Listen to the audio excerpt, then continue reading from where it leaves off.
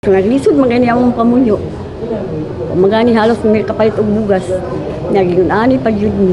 Trending na trending ngayon sa social media ang larawan ng isang lola na inaresto ng dahil umano sa paglabag sa SSS law sa Badiang Sinawilan, Digos City, Davao del Sur. Yan ang tinutukan ng brigada kaya agad nating tinungo ang Digos Police Station at nakausap natin si Lola Maria Intia, 71 taong gulang. Ang nasa viral post na umabot na sa mahigit 70,000 shares at halos 100,000 reactions at mahigit 50,000 comments. Nagtaka si Lola sa pagkakaaresto sa kanya. Una ko'y sala. Bahala na ko'y sala. Una priso ko nga na ko'y sala. Papagyo ko'y sala, na priso pa ko. Dagdag pa ni Lola Maria. Wala po ko na-apil o ISIS. Wala tanan.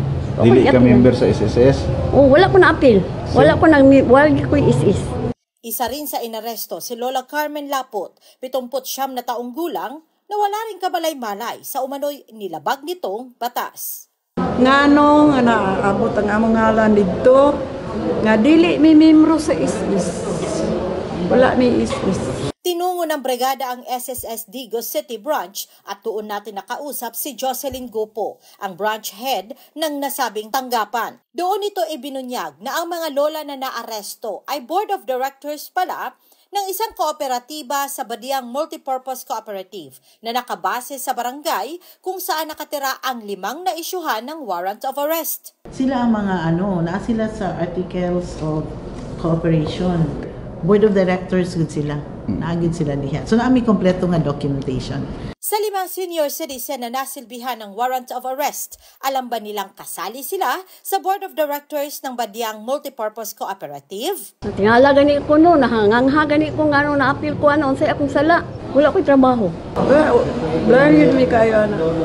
Si Lola Maria nagtitinda lang ng saging at nanguhuli ng kabebe sa dagat. Si Lola Carmen matagal nang wala sa kooperatiba. Pati na rin si Lola Marcelina Aldaya.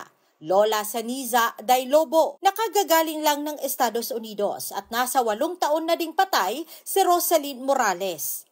Tinungo ng brigada ang Badiang Multipurpose Cooperative at doon humarap sina Eva Panunsya, ang chairman at ang vice chairman na si Ranilo Naran.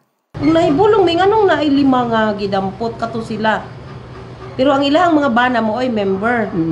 Umoto nga gipangutanan ako ang previous chairwoman kay kaming Mr. Naran, kami may nakasalo karon ragod may nga year na kuan pero although nami sa DOD. Doon na nadulas ang dalawa na inilagay na lang ang mga pangalan ng 5 lola bilang board of directors ng kooperatiba para sa requirements sa Cooperative Development Authority. Sa previous pagid sa mga nagdumala, basic pag-file nila dito sa ISIS nga kato sa CDA nga walay tao para makumpleto lang, nagbutang siguro sila pangalan para makumpleto ang kuan. Mas na akong pangagpas. Ba, nadami na nun sila. Murag dami, murag na sir ba? Among side po ni Mr. Naran, murag nadami lang gani, murag na ay nabarigi ko andi. Nabaroy nag-comply ug sa mga requirements, yung murag usab baka na sa gi-comply nga mangayo dito sa CDA og listing sa officers. Nasya rin ang hawak ngayon ng SSS na dokumento. So board of directors appeal yun. So dili pataka og okay lang kag surat yung pangalan. So wala may mahimo because naa sa record. On the record man na. Sa record ng SSS, September pa sila nagpadala ng sabina sa Badiang Multipurpose Cooperative dahil sa contribution na hindi nabayaran ngunit hindi tumugon ang kooperatiba. Itinuro naman ng chairman ang kanilang bookkeeper na siya ang nagkatanggap ng nasabing sabina at bago lang nito nalaman. Naay nadawat sir pero wala jud ko kakita gahapon pa lang gikan mi sa kuan. Gikan mi sa SSS o sa police station diri na nako na tan-aw ang sapina nga naa di ay tong 5 ka mga tigulang po. Diri na ninyo nakita nga na sa pina naa sila. di ay nya. Kuan dayon ba kanang on the spot nga kanang sikop atong 4. Pero unsay pizza ni abot ang sa pina diri? Di ko makatubag na sir, ang ako alang storekeeper.